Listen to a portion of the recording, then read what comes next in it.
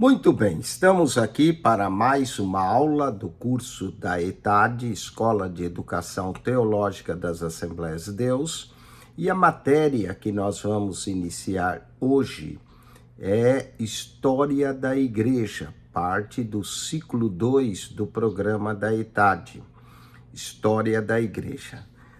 Nessa lição, nós vamos introduzir, número 1, a história da Igreja. Cada um de nós possui uma herança familiar única. Nós, crentes, compartilhamos uma herança comum na história da Igreja. Seja qual for o nosso nível social, localização geográfica, maturidade na vida cristã, podemos nos beneficiar do estudo das origens do cristianismo, que ocorreram cerca de 2000 anos atrás, e da expansão e desenvolvimento da Igreja desde então. O que é realmente a história e o que é a Igreja? Vamos definir esses e outros termos nessa lição, para nós lançarmos o fundamento do nosso estudo da história da Igreja, desde as origens até a Reforma Protestante do século XVI. Proporcionaremos também uma base para a perspectiva cristã da história. Depois, analisaremos resumidamente a tarefa da história e a necessidade de equilíbrio em nossa vida particular e na igreja. Espera-se que o aluno, ao iniciar o estudo da sua herança cristã, possa valorizar mais e mais a grandeza de Deus, que criou todas as coisas e continua a sua obra no mundo de hoje. Vale a pena também lembrar que história muitas vezes depende de quem a conta, e ela tem sempre o que nós chamamos de, em inglês, de bias, ou seja, um lado da história, não é? Então, temos que sempre analisar dois lados da história. Depende de qual movimento conta, a história vai contar de um jeito. Por isso, nessa lição, nós vamos trazer a definição de história, o produto e o processo da história, a perspectiva cristã. Traremos também a definição de igreja, tanto da parte interna quanto da parte externa. Vamos falar também do historiador em ação, qual é a evidência que ele usa, as divisões temporal que se faz e a causa histórica. E traremos o equilíbrio na igreja, antes de estudar as diferentes fases da história. Começamos então com o texto 1 da nossa lição, definição de história, produto e processo. Ao tentar definir a palavra história, a nossa definição deve conter a palavra passado, ou algo relacionado com o passado. É difícil definir a palavra história porque ela tem pelo menos dois significados. Refere-se, em primeiro lugar, a eventos ocorridos no passado. Ouve-se dizer, por exemplo, tudo isto é história. Mas a mesma palavra significa o estudo do passado. Nesse sentido, refere-se ao processo de aprendizagem relacionado à investigação do ocorrido, bem como de suas causas e de seu significado. Em resumo, a palavra história pode significar aquilo que aconteceu ou a investigação daquilo que aconteceu. A palavra história vem do termo grego historieio. É interessante notar como essa palavra é usada em o Novo Testamento. O apóstolo Paulo usou uma forma da palavra no seu testemunho em Gálatas capítulo 1, verso 18. Depois, passado 3 anos, fui a Jerusalém para ver, historiácia, a Pedro e fiquei com ele 15 dias. Gálatas capítulo 1, verso 18. O contexto desse versículo é o fato de Paulo permanecer 15 dias com Pedro, que nos leva a concluir que a sua visita não foi um acontecimento casual. A palavra grega historassai significa aprender sobre, visitar para conhecer melhor. Paulo quis aprender mais profundamente sobre sua nova fé em Cristo.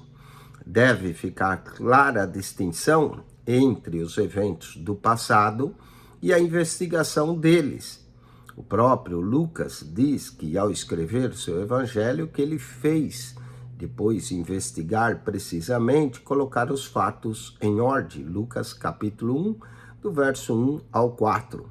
A história como evento não pode mudar, mesmo com a descoberta de novas evidências, novas causas ou novos significados do evento. Vamos falar da perspectiva cristã da história. O significado que nós percebemos nos eventos do passado está relacionado com a nossa visão do mundo, com a nossa filosofia de vida. Para muitas pessoas, a história representa apenas uma longa lista de datas e nomes. Para outros, a história, e talvez é a própria vida, carece-nos de sentido. Certo escritor britânico fala do grande montão de poeira chamado história. Um industrial norte-americano disse: a história é uma bobagem. Para ambos, a história carecia de algum valor. E se nós não colocarmos valor na história, ela realmente fica sem valor. Mas para nós, cristãos, a história é muito importante, porque ela revela-nos a nós a atividade de Deus com relação aos homens. Cremos que Deus fez um homem em um determinado lugar e durante um determinado número de anos. E Deus, através disso, revelou a sua natureza, mandando o seu Filho Jesus Cristo para habitar também no tempo e no espaço escolhido por ele. A redenção dos seres humanos mediante a morte e sacrifício de Jesus constitui a maior evidência do tratado de Deus com os homens e tem afetado a nossa história. Quando nós dizemos que estamos em 2024, estamos nos referindo a um ponto específico da história do aparecimento de Cristo. Quando uma pessoa passa a crer em Jesus Cristo, ela está se entregando nas mãos daquele que nasceu na cidade de Belém, que foi criado na cidade de Nazaré, que ensinou e recrutou discípulos na Galileia e foi morto na cidade de Jerusalém. Já que Jesus Cristo ressuscitou dentre os mortos, podemos também confiar nele nesta vida e também por toda a nossa eternidade. A encarnação de Cristo foi o auge do movimento linear visando um alvo divino. Visto de acordo com a perspectiva cristã, a história para nós progride desde Gênesis capítulo 1, verso 1, quando diz: no princípio criou Deus os céus e a terra, até a promessa de Cristo que um dia voltaria. Jesus diz que voltaria. Essa perspectiva nega a possibilidade de a história ser apenas cíclica ou repetitiva, mas sim, ela também é linear, seguindo de eventos em pontos específicos desde o seu começo até o fim de todas as coisas. Lembro-me aqui de haver pensado, quando nós éramos ainda criança, que os homens construíam casas de tijolo. O tijolo é feito de barro. Porém, quem fez o barro? Não foi Deus? Deus, quem o fez? E agora, quando perguntamos quem fez Deus, entendo que Deus não foi criado por ninguém. Deus sempre existiu, ou seja, Deus é autoexistente. Embora se manifeste num tempo cronológico, ele também é o criador do tempo e habita além do tempo. Segundo Isaías, capítulo 57, verso 15, Deus vive eternamente. A Bíblia, portanto, constrói um relato inspirado da atividade de Deus nesse mundo. No Antigo Testamento, vemos a relação de Deus com a sua criação. A história da igreja constitui-se no relato de homens e mulheres que andavam com Deus ao longo do tempo e do espaço. Por ser Deus todo-poderoso, ele mantém o mundo inteiro sob seu controle. Talvez seja mais fácil perceber a mão de Deus nas coisas boas da vida do que nas ruins, mas ambas fazem parte do plano divino. O trabalho de Deus está oculto aos seres humanos. A parábola pronunciada por Cristo acerca do trigo e do joio em Mateus capítulo 13, do verso 24 a 30, contribui para explicar a colheita que haverá no fim dos tempos do bem e do mal, e através da própria história. Veremos na lição número 2 como Deus operou mediante o Espírito Santo na igreja primitiva do Novo Testamento. E em cada geração, desde então, apesar de reveses e corrupção, o Espírito Santo tem operado na igreja. Nesse momento, ele está operando nos acontecimentos que ocorrem tudo para a honra e a glória de Deus. E Deus um dia concluirá a história conforme o seu plano divino.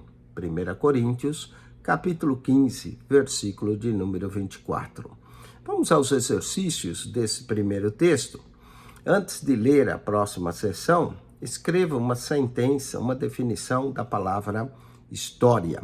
Podemos definir da seguinte forma, como acontecimentos do passado. Por isso, a história sempre está relacionada com o passado. Então, acontecimentos do passado, mas esses acontecimentos do passado refletem-nos como vemos o mundo hoje. Vamos relacionar a coluna A de acordo com a coluna B. Associe cada aspecto da história, coluna A, a sua respectiva descrição, coluna B.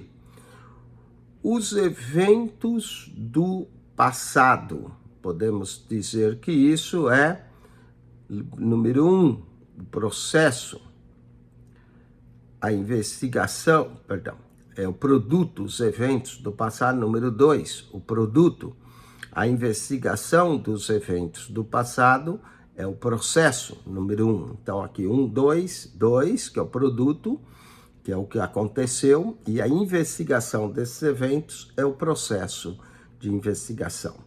Então, número 1, 3, 1. Vamos a 1, 4. Vamos supor que o querido aluno esteja caminhando numa floresta, acabando de notar um bicho morto. Deitado na trilha, fica pensando, um caçador deve ter atirado nesse animal. Descobre, porém, que ao examinar o corpo do bicho, que não há feridas. Então, você descobre, próximo dali, uma fonte de água venenosa. Com relação a esse incidente, classifique cada um dos aspectos abaixo como sendo: número 1, história como produto. Número 2, história como processo. Sua descoberta furtiva do corpo do bicho. Aqui é número 1, a história como produto. A morte do animal. História como produto, número 1. Sua conclusão inicial de que o animal fora morto por causa da ação de caçadores. Aqui, número 2, história como processo. Vamos a mais adiante. Escreva sua resposta abaixo, 1:5. Leia João, capítulo 1, verso 1 ao 14, especialmente o verso 14. Segundo esse trecho, qual a importância do estudo da história para o crente em Cristo? Aqui, a encarnação de Cristo, né? E o verbo se fez carne e habitou entre nós. Então essa descreve a história desde o princípio do verbo que estava com Deus e era Deus, e que esse verbo decidiu em algum ponto da história encarnar e se fazer homem na pessoa de Jesus. Quando a gente diz que está em 2024, estamos por causa desse evento histórico da vinda de Jesus. Vamos a 1,6. Suponhamos que alguém dê a entender que realmente não importa se Jesus ressuscitou ou não dentre os mortos. Leia 1 Coríntios 15, 17 e escreva a sua resposta para tal argumento. Bom, 1 Coríntios 15, 17, ali todo o capítulo de 1 Coríntios, Paulo está falando da importância da ressurreição de Cristo. E olha só o que Paulo diz em 1 Coríntios 15, 17. E se Cristo não ressuscitou, é vã a vossa fé, e ainda permanecei nos vossos pecados. Então, é importante crer na ressurreição de Cristo para o perdão de nossos pecados e também a esperança que temos de um dia ressuscitar com Cristo. 1,7. Se a ressurreição de Cristo não tivesse acontecido, como isso afetaria o evangelismo? Vejamos, 1 Coríntios 15, 14. E se Cristo não ressuscitou, logo vã é a nossa pregação, e também vã é a vossa fé. Então, daí um ponto importante da história. Leia também Gênesis capítulo 1, verso 1 a 5, e 2 Pedro 3, 8, e depois compare a eternidade ao tempo. Vamos, Gênesis capítulo 1, verso 1 a 5, nós lemos o seguinte: no princípio criou Deus os céus e a terra era sem forma e vazia, e havia trevas sobre a face do abismo, e o Espírito de Deus se movia sobre a face das águas. E disse Deus: haja luz, e houve luz. E viu Deus que era boa a luz, e fez Deus separação entre luz e trevas. E chamou a luz dia, e as trevas chamou noite. E foi tarde e manhã o dia primeiro. Aqui temos a criação do primeiro dia, ou do que Deus criou no primeiro dia. Agora vamos ler 2 Pedro, capítulo 3, versículo de número 8, e comparar a eternidade ao tempo. Quando Deus cria, no primeiro dia, ele está criando o tempo. Noite e dia, está criando a marcação do tempo, ou pelo menos do dia. 2 Pedro 3, 8 diz: mas, amados, não ignoreis uma coisa, que um dia para o Senhor é como 1000 anos, e 1000 anos como um dia. Então, aqui vemos que, apesar da criação do tempo, um dia para o Senhor é como 1000 anos, e 1000 anos como um dia. Vamos agora, então, a lei Efésios 1, 9 e 10, Romanos 11, 36, e à luz desse verso, que já temos dito acerca da mão de Deus na história, qual deve ser a atitude do cristão com relação ao estudo da história. Vejamos Efésios, capítulo de número 1, verso 9 e 10. Lemos assim: descobrindo-nos o mistério da sua vontade, segundo o seu beneplácito que propusera em si mesmo, de tornar a congregar em Cristo todas as coisas na dispensação da plenitude dos tempos, tanto as que estão no céu como as que estão na terra. Leiamos agora Romanos capítulo 11, versículo 36. Então Deus quer congregar tudo novamente em Cristo. 11, 36 diz: porque dele e por ele e para ele são todas as coisas, glória pois a ele eternamente. Amém. À luz desses versos, daquilo que já vemos, a mão de Deus na história, que ele criou a história e tudo é para ele, e essa deve ser a atitude do cristão ao estudo da história, para a glória dele eternamente. Vamos ao Marx para certo e é para errado. 1,10. A história da igreja é o relato da ação de Deus no tempo, certo? 1,11. O significado da história é o mesmo para o cristão e o não cristão, errado. Para o cristão, a história ele vê Deus. Para o não cristão, é um monte de poeira do que passou. Então, aqui está errado. 1,12. A história é importante para o crente porque Cristo faz parte da história, certo? Para nós a história tem suma importância. Vamos, escreva sua resposta abaixo. Leia a definição de história que você escreveu. Pergunte de estudo 1.1. Agora prepare uma nova definição dessa palavra, levando em conta o que você acaba de aprender nessa sessão. Bom, podemos dizer que a história não são só eventos do passado, mas a história nos conta a ação de Deus para esses eventos. E aí está a importância da história para nós.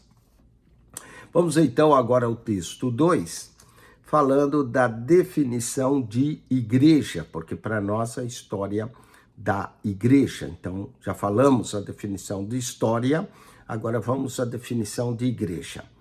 Interna, o que significa a palavra igreja? Como já vimos, a palavra história, alguns termos possuem mais de um significado. Quando alguém diz está pintando a igreja de branco, está usando a palavra igreja para significar um templo ou edifício. Se alguém diz a igreja anglicana crê em Deus, a palavra igreja aqui significa uma denominação ou um grupo. Quando dizemos a igreja se reúne às 10 horas da manhã aos domingos, estamos usando a palavra igreja para significar um culto ou uma reunião religiosa. Note que nessas frases a igreja aparece num diferente contexto, com diferente significado.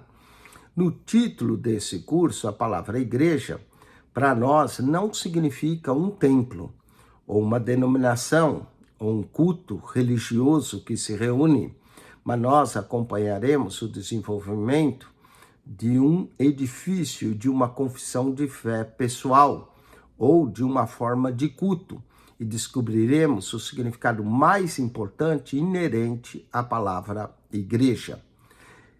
Na época neotestamentária, a palavra igreja significava uma assembleia ou um grupo.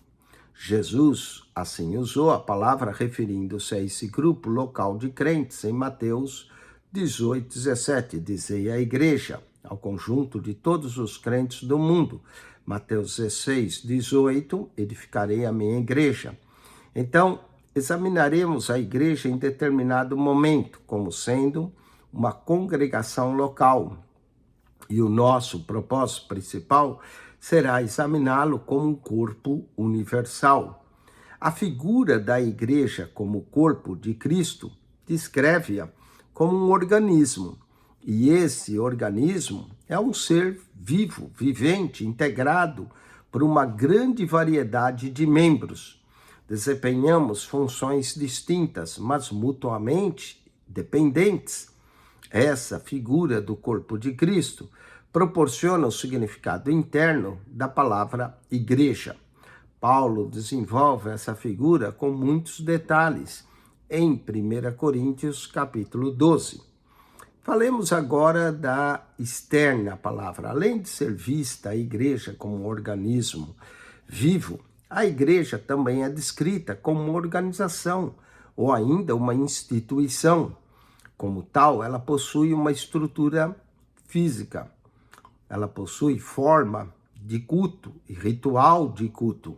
Ela também possui cargos e outras características externas que são visíveis ao mundo, no sentido em que a igreja interna ou organismo vivo não o é.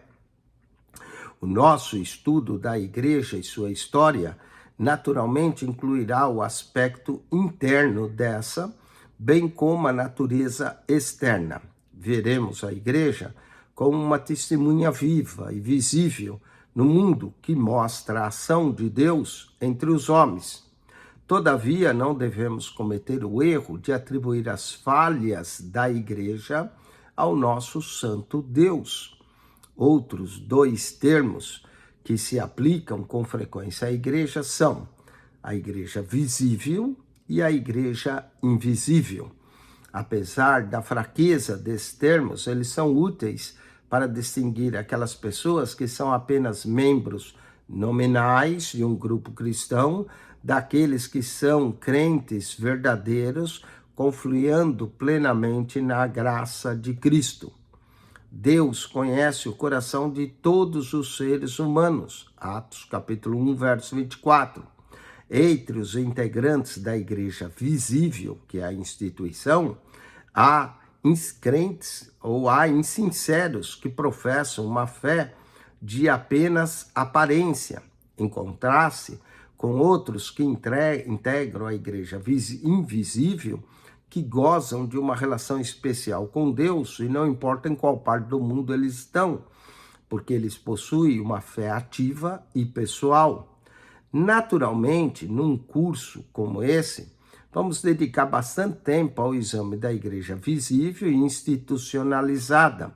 Acompanharemos a sua extensão e a sua relação com o mundo secular, por todo o seu desenvolvimento, desde a encarnação de Cristo até a sua morte e ressurreição e até o tempo presente. O aspecto invisível dessa igreja tem sido ativo, impulsionando a igreja visível a buscar sempre uma reforma e uma renovação. De fato, a história da igreja retrata a tensão em que há entre a igreja invisível, que é o povo que é nascido do Espírito, a igreja visível como uma instituição humana. Vamos aos exercícios 1:14. Suponhamos que uma pessoa afirme que sua igreja seja o único grupo de crentes verdadeiros. Ele diz que o seu grupo será o único presente no céu. Qual o aspecto da igreja que ele estaria negligenciando? Aqui podemos dizer que é o aspecto da igreja, de toda a história da igreja, e também da igreja invisível que ele está negligenciando ao dizer isso, porque a igreja ela tem 2000 anos de história e ela existe em todos os tempos, desde a fundação por Cristo. E não é um novo grupo que aparece dizendo que eles são a verdadeira, que só eles vão para o céu. Vamos a 1:15. O apóstolo Paulo usou muitas figuras para descrever a igreja. Uma de suas favoritas se encontra em Efésios, capítulo 1, verso 22 e 23. Vamos ler aqui. Efésios 1, 22, 23, diz: sujeitou todas as coisas ao seu pé, todas as coisas construiu como cabeça da igreja. Ele vai usar a expressão de corpo aqui, e que é o seu corpo, a plenitude daquele cumpre tudo em todos. Cristo, o cabeça, é a igreja como corpo de Cristo. 1:16. Leia 1 Coríntios 12 e descreva resumidamente o significado interno da igreja como corpo de Cristo. Bom, o significado como corpo é que nós todos somos membros desse corpo de Cristo e tudo ocorre para a edificação do corpo. 1:17. Compare a igreja como organismo, a igreja como organização. Bom, a igreja como organismo vivo é composta daqueles crentes que têm uma fé viva e ativa. A igreja como organização, estamos falando da instituição, da denominação da igreja. 1:18. Quando a igreja como organismo externa fracassa, não demonstra a natureza amorosa do seu fundador. De quem é a culpa? Da igreja, não de Cristo, não é? 1:19. Alguns estudiosos entendem a parábola do joio e trigo em Mateus 13, 24 a 30 como significado da igreja nos dias de hoje. Só for certa essa interpretação, o que a parábola ensina acerca do joio que existe na igreja? Bom, o joio é quando a igreja falha em cumprir a sua missão. Vamos a 1:20. Associe os aspectos da igreja. Coluna A, com as respectivas declarações dela. Coluna B. João pertence à igreja metodista. Aqui podemos pôr número 1, aspecto externo da igreja. A igreja de Cristo é gloriosa. Número 2, o aspecto interno. A igreja de Cristo existe em todas as nações e não tem falhas. Aqui podemos colocar número 3, ambos, não é? Tanto a igreja externa quanto a igreja interna, ou a visível ou invisível. Vamos ao texto 3.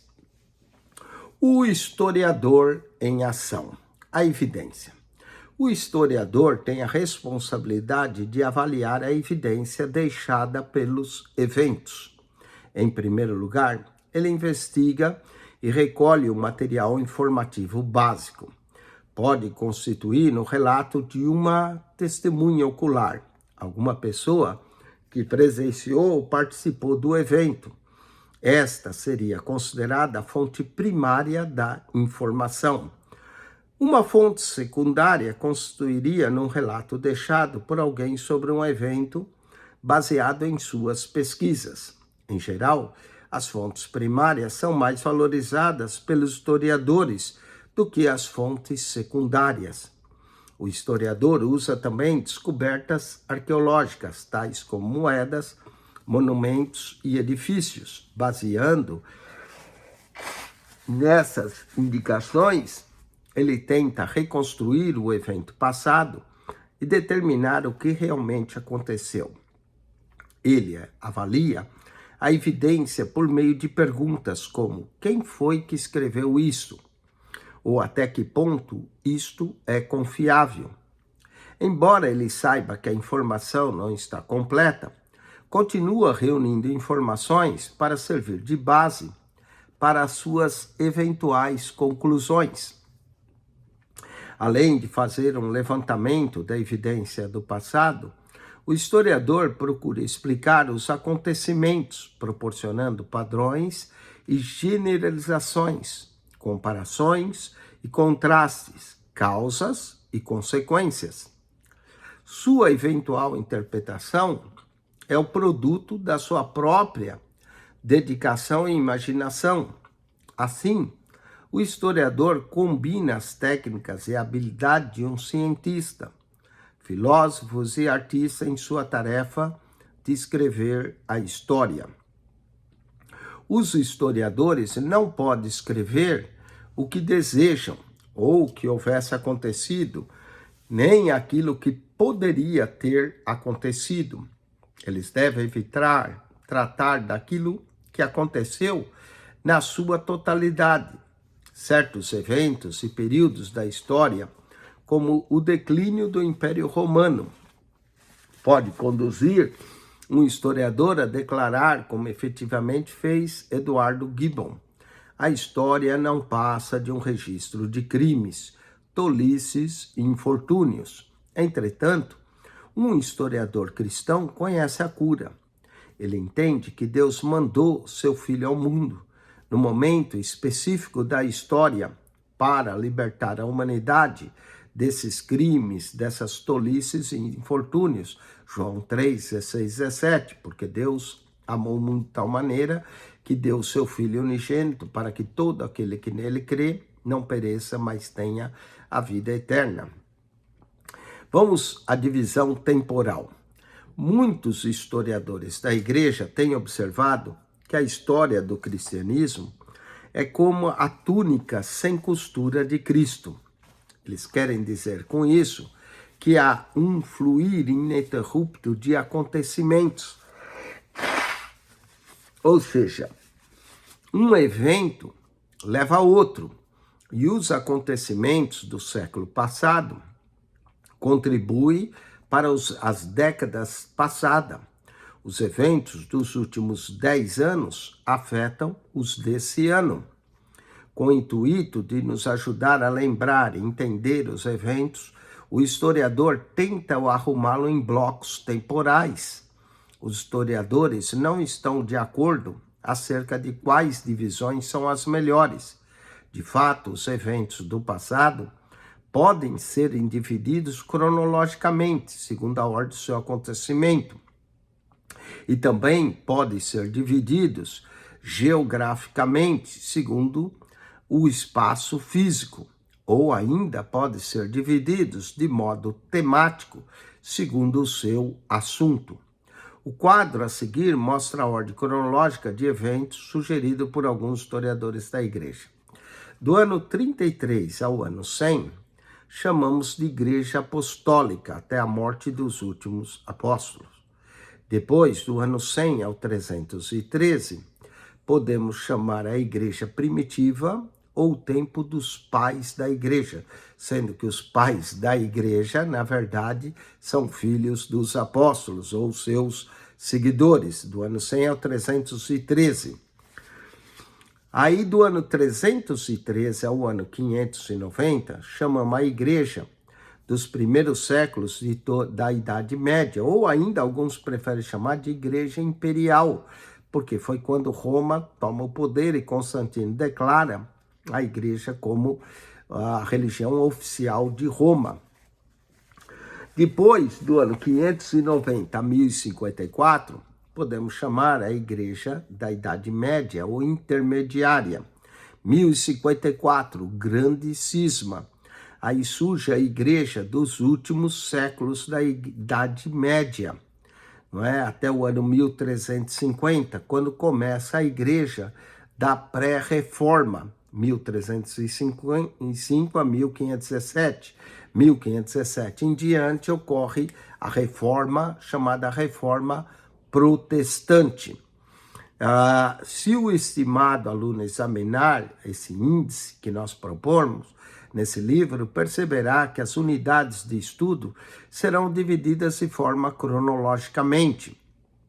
Vejamos os casos que são sugeridos, divisões geográficas, temáticas, pelos títulos e subtítulos das lições individuais. Podemos ainda continuar essa história falando de outras igrejas que vão surgir depois da reforma, não é? Como movimentos pentecostais, movimento da santidade e outros movimentos. Nós vamos notar, às vezes, especificamente, que dos primeiros dias da igreja é impossível estabelecer as datas exatas do nascimento e morte das pessoas, nos primeiros eventos.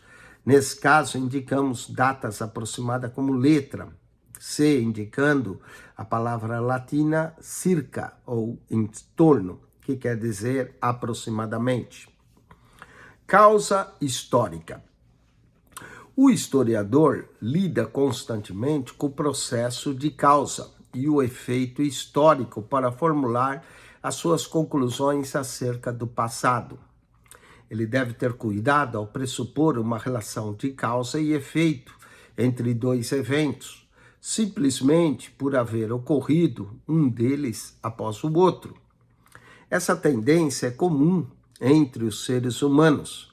Sabemos evitar o problema em casos óbvios, como o caso quando uma pessoa diz saí de casa e começou a chover. Não iríamos supor que sua saída tivesse causado a chuva, mas em casos menos óbvios, erramos com frequência nesse aspecto. O historiador deve lembrar de que Deus está no controle do seu mundo e que esse mundo é de Deus e que ele, portanto, causa ou permite os eventos históricos, em vez de intervir de forma extraordinária sobrenatural. Deus costuma operar através de causas físicas bastante comuns. Ele pode utilizar uma condição econômica específica, por exemplo, para produzir um resultado espiritual.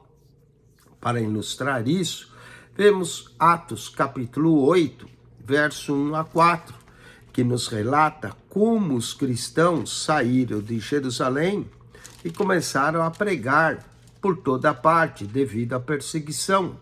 A perseguição foi a causa. O efeito foi os cristãos saírem pregando por todo lugar. Eles haviam fugido, eles levaram o evangelho por toda parte, é a consequência. Vamos ler Atos 8, verso 1. Isso se deu logo após o apedrejamento de Estevão. E também diz, Saulo consentiu na morte dele, fez naquele dia uma grande perseguição contra a igreja que estava em Jerusalém, e todos foram dispersos pelas terras da Judéia e da Samaria, exceto os apóstolos. Vamos ao verso de número 4. Mas os que andavam dispersos iam por toda parte, anunciando a palavra. Olha aí a expansão da igreja, saindo de Jerusalém, indo para a Judéia e Samaria. Então, nós notamos aqui, o historiador precisa reconhecer que pode haver várias causas contribuindo para um só efeito ou uma reação. Finalmente, o historiador deve valorizar o impacto do livre-arbítrio humano sobre os eventos históricos. Vamos aos exercícios. Escreva suas respostas abaixo. Suponhamos que você deseje preparar uma história do movimento pentecostal na sua região. Quais tipos de materiais você utilizará? Bom, aqui a resposta é as fontes primárias, aqueles que presenciaram e viram acontecer. Depois usaremos fontes secundárias, como com histórias contadas por outros e também através do material que temos hoje. Então, seria esses materiais que seriam usados, tanto fontes primárias quanto secundárias. 1.22. Indique quais materiais mencionados na questão anterior se relacionam às categorias abaixo. Primária. Primária, as pessoas que testemunharam. Secundária seria eventos, outras pessoas contando aquilo que elas ouviram. E arqueológica seria através do estudo de moedas, de templos, daquilo que podemos ver que foi construído. 1.23. O estimado aluno pode ter lido algum livro que diz não haver crentes pentecostais na região ou cidade onde mora, mas sabe perfeitamente que há, pois tem tido contato com tais crentes. Qual dessas evidências é a primária, qual a secundária e qual que você aceitaria como verdadeira? Bom, aqui o livro que ele leu, que não havia crentes, é secundário. Se ele sabe que há e teve contatos com tais crentes, isso são fontes primárias. As primárias seriam mais corretas do que as secundárias, então aceitaríamos as primárias em vez das secundárias. 1.24. Se alguém disser, eu não gosto da história porque os fatos ruins do passado me deprimem, que resposta você daria? Bom, aqui nós poderemos dizer a pessoa da importância da história cristã, de ela entender o verdadeiro significado da história e olhar para a ação de Deus na história, para que ela não fique deprimida, nada sai do controle de Deus.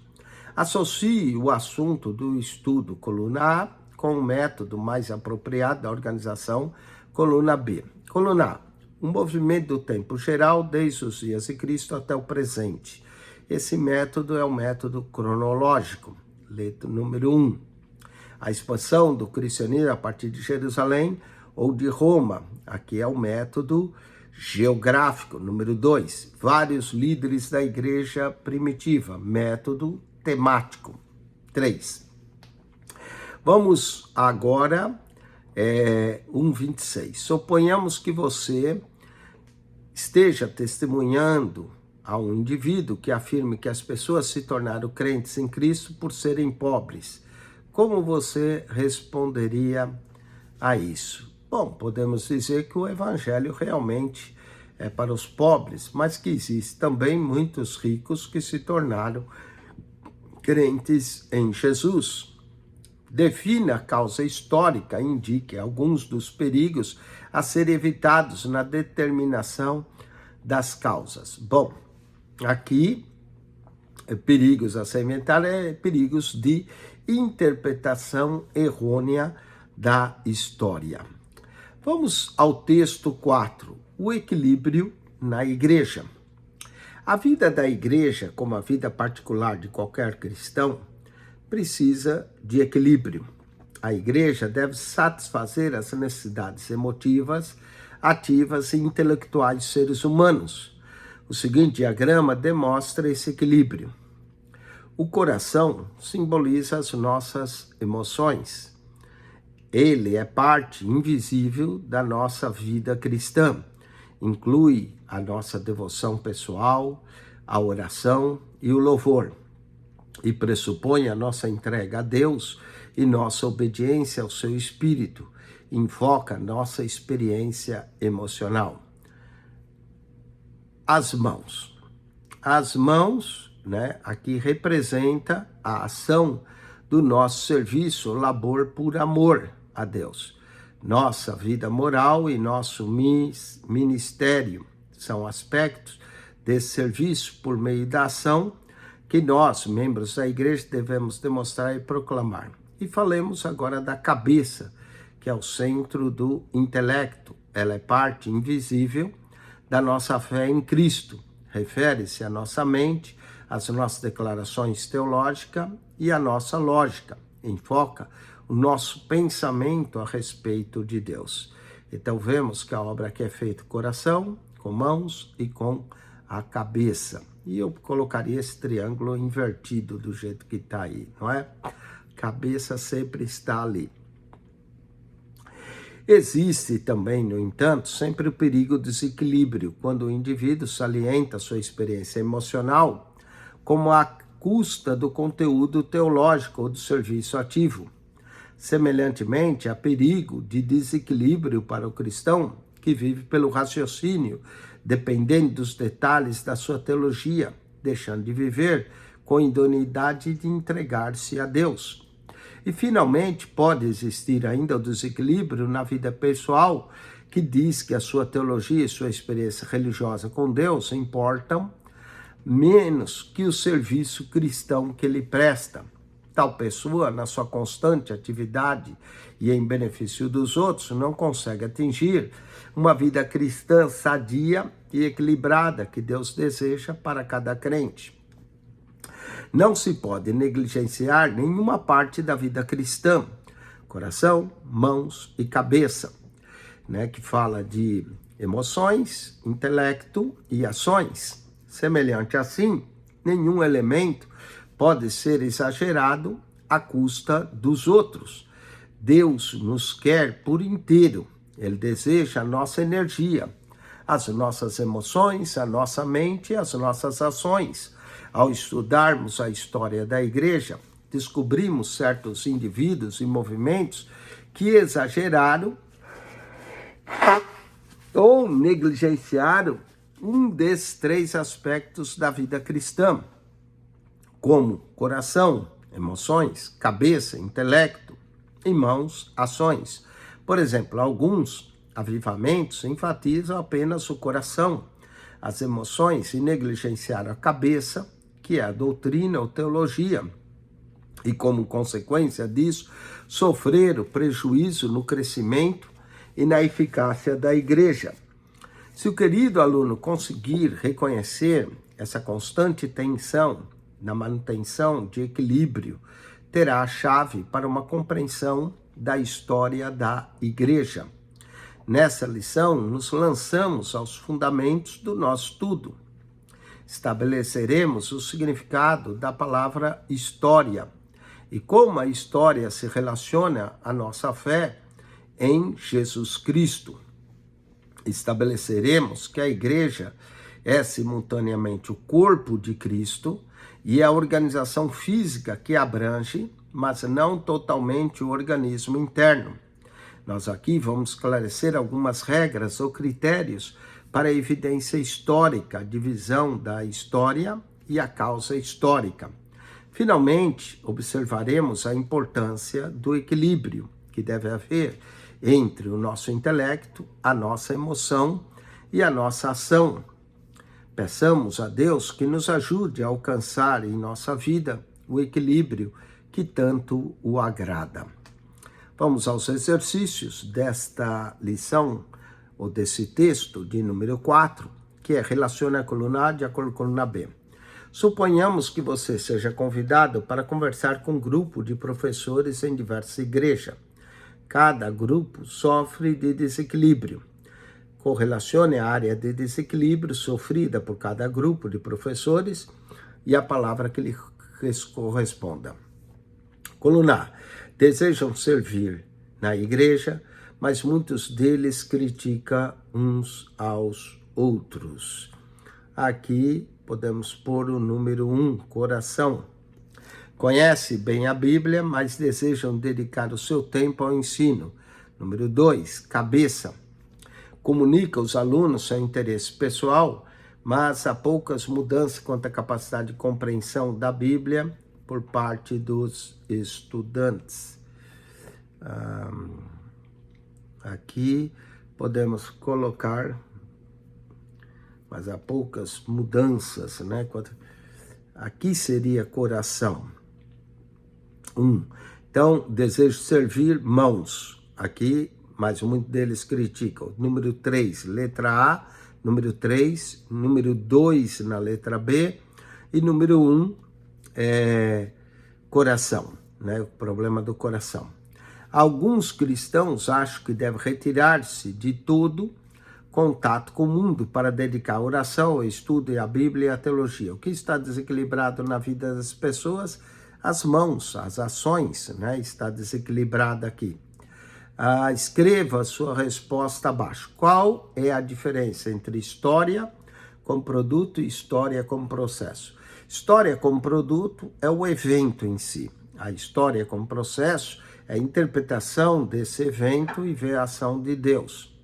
1,31. Que efeito produz na atitude do cristão perante a história o fato de Deus haver mandado seu Filho Jesus para habitar no tempo e espaço durante um determinado número de anos? Bom, o efeito que produziu é a mudança até do nosso calendário e a realidade de Cristo vindo a esse mundo e mostra como Deus controla a história e nós somos carentes de Deus. Vamos assinar com X alternativas corretas. O cristão, diferentemente do não crente, inclui o seguinte na sua definição de história. Aqui, letra B, é um relato do trato de Deus com os homens. 1,33. Um significado não bíblico da palavra igreja é, letra C, um prédio. Isso é um significado não bíblico, né? Um prédio. 1,34. Esse curso enfatizará a igreja como, aqui, esse curso enfatizará grupo universal, congregação local, denominação especial. Todas estão corretas. Todas estão corretas. 1,35. Os historiadores estudam mediante o uso de informações obtidas. Todas estão corretas. Fontes primárias, fontes secundárias, indicações arqueológicas. 1,36. Quando a evidência primária da história contradiz a evidência secundária, geralmente se aceita como mais verídica a evidência primária, né? A evidência primária, letra B. Relacione com a coluna A e a coluna B. Associe os aspectos da igreja. Coluna A, com as respostas características, coluna B. Vamos lá. Coluna A, o organismo vivo. Aqui é número 2, evidência interna. A natureza visível, número 1, externa. A estrutura organizacional, número 1, externa. A natureza invisível, interna, 2. O corpo de Cristo, interna, 2. Associe o adjetivo coluna A ao respectivo método de dividir os eventos do passado, coluna B. Vamos lá. Segundo o espaço, aqui seria o espaço geográfico, número 2. Segundo o assunto, número 3, temático. Segundo o tempo, número 1, cronológico. Associe os símbolos, coluna A, com os aspectos da vida do indivíduo e da igreja, considerado necessário para haver um equilíbrio. B, coluna A, serviço ativo. Número 3, mãos. Experiência emocional. Número 1, coração. Pensamentos intelectuais. Número 2, cabeça. Amém? Muito bem, com isso nós concluímos essa lição 1. Espero que você tenha entendido um pouco mais de história e de igreja, porque nós iremos agora falar da história da igreja. O aluno aqui deve tirar um tempo de 10, 15 minutos e voltar para a lição de número 2, onde nós vamos tratar da era apostólica, ou seja, a era dos apóstolos, que vai ao primeiro século da igreja, desde a instituição da igreja por Cristo até a morte de João, como último dos apóstolos, a era apostólica, lição 2. Se você não é aluno, mas gostaria de ser, entre em contato conosco. Nós podemos fazer a sua matrícula, daremos acesso a você à plataforma digital, ao WhatsApp do aluno para você fazer a prova e obter a sua avaliação. E assim, conforme terminar todo o currículo, você obtém também o seu certificado de conclusão do Teologia Básica, e esse é o ciclo 2 da Teologia do curso médio da ETAD. Caso você se interesse, você pode assistir às aulas pelo canal do YouTube, como você está vendo esse. Você pode assistir a aula de acordo com a sua conveniência, desde que se assista durante aquela semana, as 2 aulas, essa lição e a próxima, e faça o seu teste. Não importa em qual parte do mundo você está, Estados Unidos, Europa, África, está na América do Sul, está na Austrália, desde que você fale português e queira estudar, e no seu conveniência, no seu tempo, você pode assistir às aulas pelo canal do YouTube, ter acesso à plataforma e ao WhatsApp do aluno. Fale conosco, entre em contato, caso você queira estudar teologia conosco. Se você quer continuar assistindo às aulas só para ganhar conhecimento, anotar, fique à vontade. As aulas são grátis, está aí no canal do YouTube. E o importante mesmo é o conhecimento, né? Não adianta ter um certificado e não saber nada. Então, continue assistindo às aulas, mas se você quer também ter o certificado, entre em contato conosco. Acione também o nosso canal, PR Eugênio Piacentini, o canal da Bíblia. Ali no nosso canal, você vai clicar no playlist e vai achar um total de 235 pastas com 6.700 vídeos. Temos comentário da Bíblia, aulas de teologia da ETAD, aulas da Escola Bíblica Dominical, temos também dificuldades bíblicas, curiosidades bíblicas, lemos a Bíblia para vocês, é muito material. Entre lá, PR Eugênio Piacentini, o canal da Bíblia. Daqui 10 minutos, 15, voltamos para a lição número 2, a Era Apostólica, História da Igreja, do curso da ETAD, Escola de Educação Teológica das Assembleias de Deus.